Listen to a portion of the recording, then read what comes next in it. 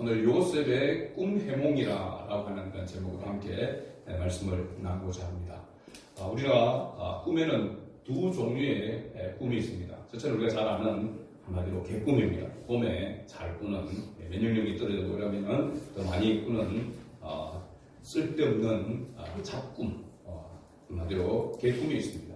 다른 하나는 의미가 있는 꿈으로서 앞으로 되어질 일에 대한 예시의 꿈이 있다라고 이렇게 말할 수 있습니다. 이런 꿈들은 참 우리가 좀처럼 잘 꾸기 힘든데 그런 꿈들이 가끔씩 있습니다. 그러나 그러한 꿈에 대해서 우리가 말씀보다 더 확신을 할 수 없습니다. 그래서 어떤 자기 그 일에 대해서 또 참고를 하고 그래야 할 뿐이지 그것이 절대적이다. 그래서 꿈 이야기를 너무 지나치게 많이 하는 것은 그렇게 바람직하지 않다라고 말할 수 있습니다. 우리가 요셉을 말할 때 요셉은 바로 꿈의 사람이다 라고 해도 과언이 아닐 것입니다. 그런데 사실 요셉의 꿈은 요셉 자기의 꿈이 아니라 하나님의 꿈이라고 하는 것을 알 수 있습니다. 요셉이 하나님께서 요셉에게 꿈을 꾸게 하시고 그리고 그 꿈을 이루게 하시는 분도 하나님이시라고 하는 것을 알 수 있습니다.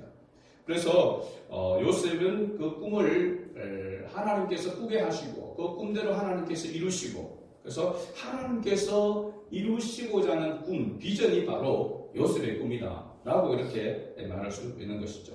지난주에 우리는 요셉이 애국 왕의 친위대장인 보디발의 집에 팔려가게 되어지고 그것도 팔려간 것도 억울한데 위에 그의 아내의 유혹 또 미혹을 받게 되고 그게 넘어지지 않으니까 아내가 모함을 해서 결국은 억울하게 보디발 장군의 집에 있는 감옥에 갇히게 되는 감옥 살이를 하게 되는 그런 데에 대해서 살펴보았습니다. 그런데 그럼에도 불구하고 그렇게 억울하고 그들의 비참한 한탄할 수밖에 없는 그런 상황에도 불구하고 성경은 요셉이 범사에 뭐하였더라? 형통하였더라. 그래서 지난주 설교 제목이 오늘 주보에도 나와 있는 만사 형통이었습니다. 만사 형통. 만사 형통. 형통이라고 할 때의 히브리 원어가 찰라흐라고 이렇게 했습니다. 그것은 번성하다, 번영하다, 그리고 전진하다, 뭐 이런 좋은 그런 의미다라고 하는 것을 알 수 있습니다. 그런데 조건이 하나님과 함께 할 때의 진정한 형통이다라고 하는 것을 말하고 있습니다. 그리고 구체적으로 보면 성경적인 그런 형통의 정의를 이야기한다면 이렇습니다. 한번 따라합시다. 하나님의 계획이 나를 통해서 진행되고 완성되는 것. 할렐루야. 하나님의 계획이 나를 통하여 진행되고 완성되는 것이 형통이다라고 하는 사실입니다. 그래서 이런 측면에서 요셉이 뭐하였더라? 형통하였더라 라고 이렇게 말하고 있습니다. 하나님의 계획은, 하나님의 구원 계획은, 하나님의 뜻은 요셉이 감옥에 들어가는 것도 하나님의 그 뜻 가운데 있고 여러 그런 상황 가운데 있었기 때문에 사람이 볼 때는 실패하고 고난이고 억울한 그런 자리이지만 하나님의 경륜, 구원의 계획은 쉼없이 계속해서 진행되어져 가고 있고 그 일에 요셉은 계속해서 쓰임을 받고 있기 때문에 요셉이 범사에 형통한 자라라고 그렇게 말하는 것입니다. 우리가 생각할 때 아무런 막힘이 없고 장미불이 없어서 형통이 아니라 하나님의 뜻 가운데 하나님의 계획 속에 그 하나님의 계획 속에 내가 쓰임을 받는 그것이 바로 형통이다. 그래서 요셉을 범사에 만사에 형통한 자라라고 이렇게 말한 것이죠. 자, 요셉의 억울한 일과 상황에 대하여서 형통하였다라고 이렇게 말하고 있는데 그 조건이 앞에서 말씀드린 것처럼 하나님께서 요셉과 함께 하였기 때문이다라고 하는 것을 말하고 있습니다. 하나님이 함께 하셨다. 이 함께라고 하는 단어의 히브리 뜻이 에트라고 하는 단어인데요. 영어로 번역은 뭐냐면 위드입니다. 위드. 그죠? 함께라고 하는 그런 말로 단어로 이렇게 번역되어 있습니다. 그리고 이 함께라는 단어와 같은 히브리어로 동일하게 쓰여졌던 그런 단어가 바로 있는데 동행이라고 하는 단어입니다. 동행. 여러분 창세기 5장 22절에 보면 에녹이 300년 동안 하나님과 뭐였더라? 동행하였더라. 바로 이 동행하였다라고 하는 말이 함께하였다라고 하는 히브리어, 동일한 히브리어로 쓰여졌다라고 하는 사실입니다. 그리고 6장 9절도 보면 노아가 나오는데 노아도 하나님과 동행하였더라라고 이렇게 기록하고 있습니다. 그래서 여기 동행이 바로 함께라는 그런 단어와 같은 히브리어라고 하는 것이죠. 그런데 중요한 것은 이 함께, 이 동행이라고 하는 이 단어의 주체가 인간이 아니라 하나님께 있다라고 하는 사실입니다. 하나님이 함께 동행하는 그 주체가 사람이 아니라, 인간이 아니라 하나님이시라는 것이죠. 그러니까 우리가 어떻게 보면은 요셉이 대단한 사람이다라고 하는 것을 우리가 보여줍니다. 물론 대단한 부분도 있습니다. 인간적으로도 신앙적으로도. 그런데 알고 보면 이 모든 것들이 하나님께서 요셉과 함께 하기 때문에 요셉이 대단한 것입니다. 그러니까 실제로 요셉의 대단함을 볼 때에 우리가 그 이면에 요셉과 함께 하시는 하나님의 위대하심을 볼 수 있어야 한다는 사실입니다. 그래서 오늘 본문에서 요셉이 꿈을 해석하는 자로 이렇게 나오게 되는데 이 꿈의 해몽의 주체가 요셉 자신이 아니라고 하는 것을 요셉은 인정을 하고 있습니다. 그래서 이런 측면에서 보면은 요셉은 훌륭한 그런 신앙이었고 우리가 모델로 삼을 또 본받을 만한 그러한 사람이다라고 하는 것을 알 수 있습니다. 8절 말씀을 우리가 읽었던 8절 말씀을 다시 한번 더 읽어보도록 하겠습니다. 8절 말씀 같이 읽습니다. 그들이 그에게 이르되 우리가 꿈을 꾸었으나 이를 해석할 자가 없도다. 요셉이 그들에게 이르되 해석은 하나님께 있지 아니하니까 정하건대 내게 이르소서. 아멘. 그죠? 여기에 요셉이 그렇게 말하고 있습니다. 꿈을 해몽하는 것, 해석하는 것이 사람에게 있지 아니하고 하나님께 있다라고 이렇게 인정하고 있는 것이죠. 그러니까 바로 요셉이 그래도 훌륭한 신앙인이라고 하는 것입니다. 우리가 좀 잘되고 또 뭔가 좀 유명해지고 사람들에게 이렇게 뛰어난 그런 모습을 가지게 되어질 때에 자기가 높임을 받는 것이 당연하다고 생각합니다. 어떻게 보면은 자기가 노력하고 자기가 힘쓰고 애써서 그 자리에 선 것이 맞는 것처럼 보이는데 보면은 요셉은 그것이 자기의 그것이 아니라 하나님으로부터 온 것이다라고 하는 것을 인정하고 있다는 사실입니다. 요셉이 꿈을 해석하는 것이 타고난 그런 해석이 자기에게서 온 것이 아니라 꿈의 해석이 하나님께 있지 않으니까라고 그렇게 이야기하는 것이죠. 그래서 하나님이 주권자이자 주체자이시다라고 하는 것을 인정하는 것이죠. 이것이 진정한 믿음인 줄로 믿습니다. 그래서 우리가 힘들고 어려울 때에 그때 도움을 받게 되어지면 하나님의 은혜다라고 이야기하는데 모든 삶의 바운더리가 하나님의 은혜, 정말 잘 되었을 때도 더더욱 하나님의 은혜라고 이렇게 인정할 줄 아는 그런 사람이 진정한 믿음의 사람이라고 하는 사실입니다.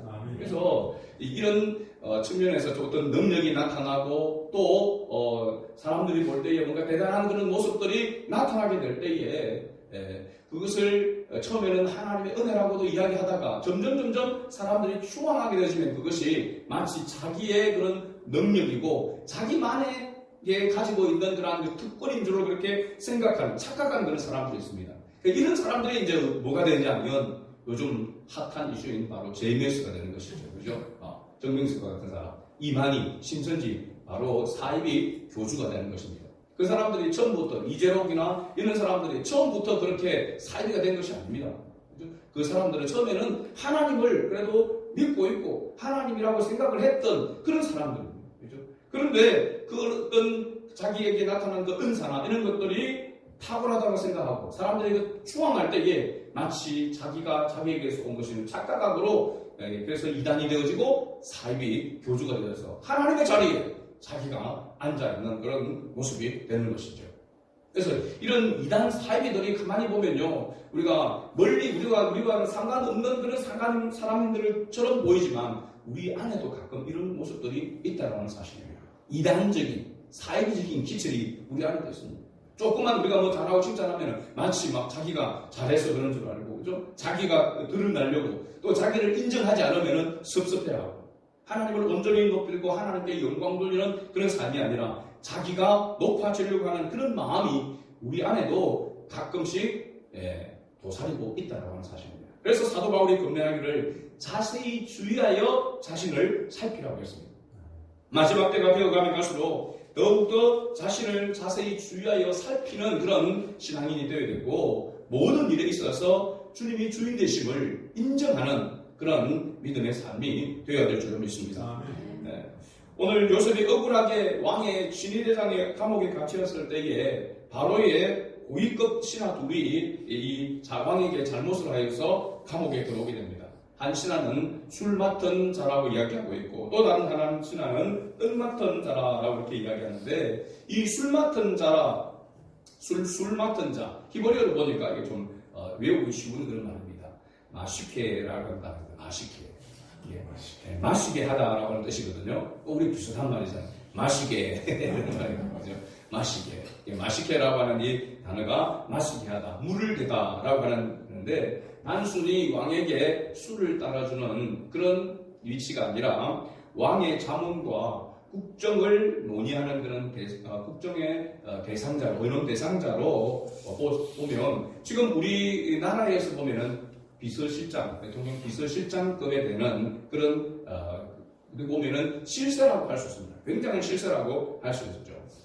구약의 인물 가운데 보면은 이 술 맡은 관원장이 있었습니다. 누구냐면 느헤미야였습니다. 느헤미야. 그죠? 페르시아 왕실에서 이런 관직을 맡았던, 그래서 이 왕에게 자기의 그런 고민을 이야기했던, 그래서 예루살렘 성벽을 재건하는 그런 일에 쓰임받았던, 그리고 바로 느헤미야가 그 페르시아 파사에서의 그 직위가 바로 술 맡은 관원장이었다는 사실입니다.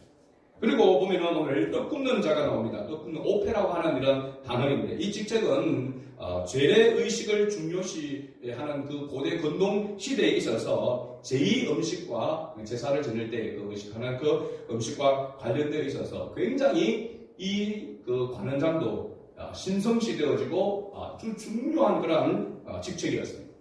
그래서 이 술 맡은 관원장과 떡 맡은 관원장은 둘 다 왕에게 있어서는 요즘 말로 하면 최측근 사람이 바로 직위를 가지고 있었던 사람들이다라고 이렇게 말할 수 있죠. 그런데 이들이 뭔가 잘못을 해서 왕의 눈에 벗어나게 되어지고 감옥에 갇히게 됐는데, 마침 보디발 장군의 집, 이 요셉이 감옥에 갇혀있는 그 감옥에 이 두 신하가 들어오게 되었습니다.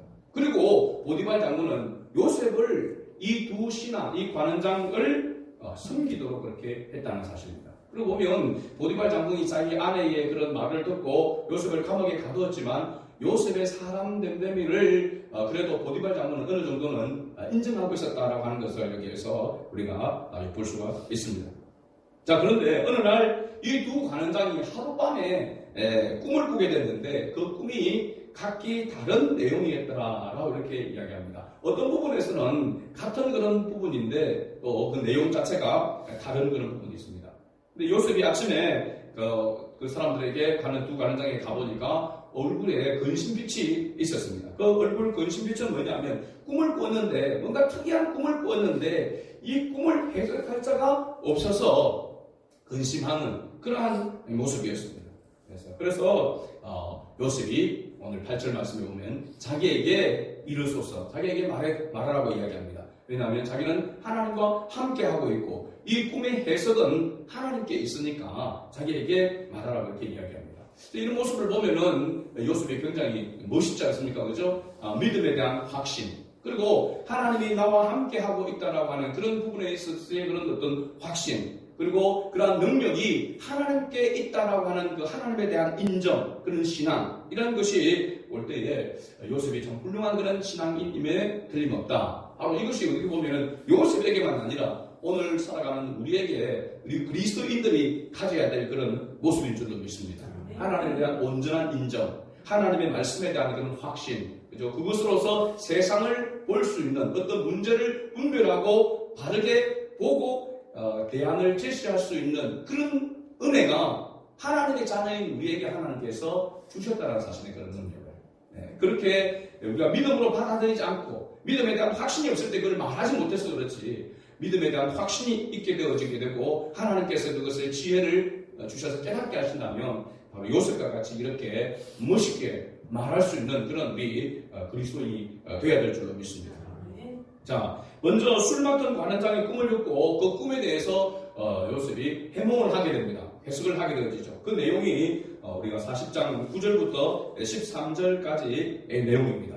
시간 관계상 자세하게 여러분 한번 읽어보시고, 이 술 맡은 관원장은 사흘 후에 복직하게 될 것이다 라고 요셉이 꿈을 해몽을 해줍니다.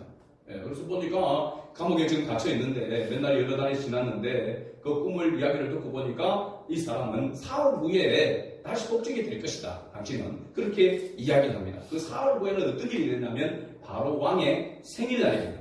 그 생일날 잔치에 제수를 놓아줄 수도 있고 또 죽일 수도 있는 그런 어떤 날인 것 같아요. 그래서 사흘 후에 당신은 그 바로의 생일날에 복직될 것이다 라고 이렇게 이야기합니다. 그 이야기를, 그 꿈의 해몽을 듣고 있던 떡 맡은 관원장도 자기가 꾼 그 꿈에 대해서 기대를 하면서 요셉에게 자기의 꾼 그 꿈을 이야기합니다. 그런데 그 꿈의 내용이 달랐던 것처럼 떡 맡은 관원장은 당신은 사흘 후에 당신의 머리가 나무에 달리게 될 것이다 라고 이렇게 이야기합니다. 그리고 새들이 와서 그 머리를 쪼아먹게 될 것이다 라고 이렇게 이야기하고요. 그러니까 이 떡 맡은 관원장은 복직은 고사하고 나무에 달리는 이 형벌이 뭐냐면 교수형입니다.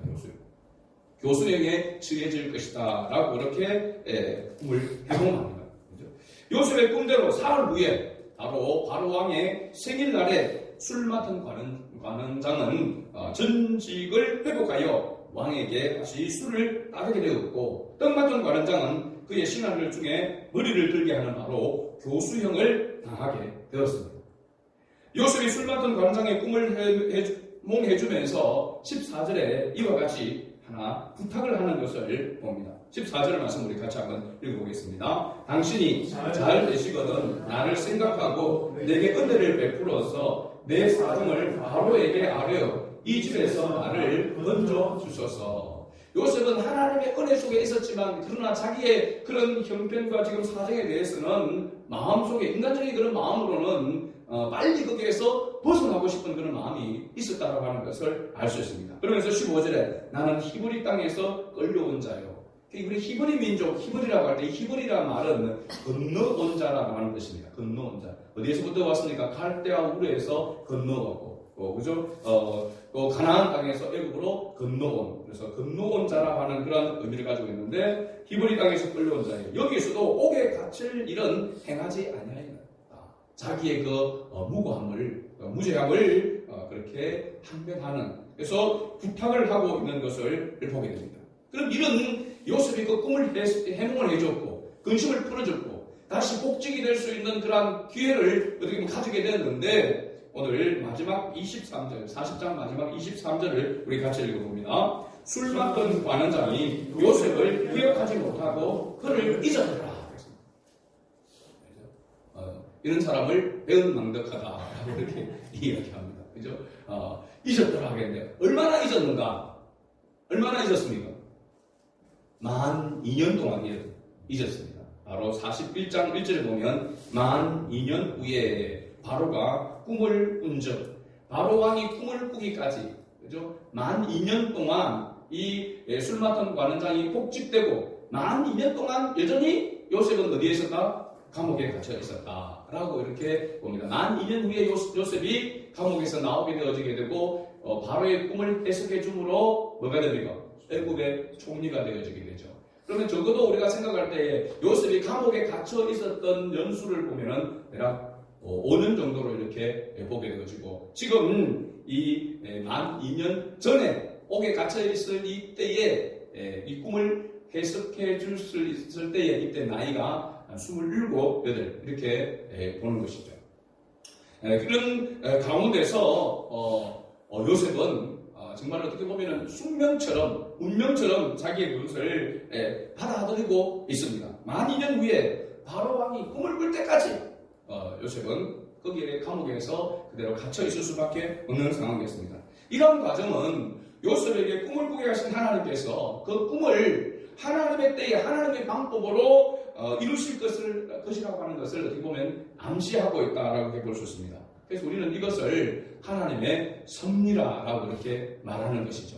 사람의 생각으로는 한 치 앞도 알 수 없는 그런 상황이잖아요. 여전히 고난 가운데, 여전히 고통 가운데가 있는데도 불구하고 그 과정이 꿈을 이루어가는 그 과정 속에 역시 포함되어 있기 때문에 감옥에 갇혀 있는데도 불구하고 하나님은 요셉을 형통한 자라라고 그렇게 말하고 있는 것입니다. 오늘 말씀을 정리해 봅니다. 요셉에게 꿈을 꾸게 하신 하나님은 오늘도 동일하게 하나님께서 택한 백성들에게 꿈을 주신다는 사실입니다. 할렐루야. 오늘 저와 여러분도 요셉과 같은 동일한 꿈을 하나님께서 주셨습니다. 그래서 우리는 비전이라고 이야기도 하고 사명이라고 이렇게 이야기합니다. 그 꿈, 그 사명은 바로 뭐냐면 하나님께서 우리에게 꾸게 하신 그 비전과 사명은 요셉처럼 생명을 살리는 것, 바로 영혼을 구원하는 것이 하나님의 꿈이고 그 꿈 비전을 하나님의 자녀인 우리에게 하나님께서 동일하게 주셨다라고 하는 사실입니다. 그래서 우리는 먹든지 마시든지 무엇을 하든지 하나님의 영광을 위해서 살아야 되죠. 그 하나님의 영광의 극치가, 영광의 최종점이 바로 뭐냐면 영혼 구원에 있다라고 하는 사실입니다. 그래서 그 일을 위해서, 쓰시기 위해서 하나님 우리를 부르셨고, 때로는 밑바닥에 내려가는 그런 어려움을 당하고 여러 가지 장애물을 만나는 어려움을 당한다 할지라도 하나님이 우리에게 주신 그 꿈을 이루어가는 그 과정 속에 있기에 우리가 그 가운데서 낙심하지 아니하고 끝까지 주 예수 그리스도를 바라보아야 된다라고 하는 것을 우리에게 교훈하고 있는 것이죠. 요셉을 통하여 이스라엘 백성들을 구원하기 위한 하나님의 이 구원 계획을 하나님께서는 계속해서 쉼없이 이루어가고 있는 것처럼 오늘 우리 그리스도인들을 통하여 하나님은 하나님의 구원 계획을 계속해서 이루어가시기를 원하시는 줄로 믿습니다. 이 일에 하나님과 동행, 그리고 하나님과 함께하면서 쓰임을 받는 사람이 바로 요셉과 같이 진정으로 형통한 자라, 그리고 복의 사람이다 라고 그렇게 말하는 것입니다. 하나님께서 우리에게 주신 꿈, 그 비전을 품고 이것을 위해 기도하며 또 믿음으로 순종하며 나아갈 때에 하나님께서 우리와 동행하시는 그 은혜와 복을 맛보고 누리는 그런 우리 성안의 가족들이 될 수 있기를 주의 이름으로 축복합니다. 아멘.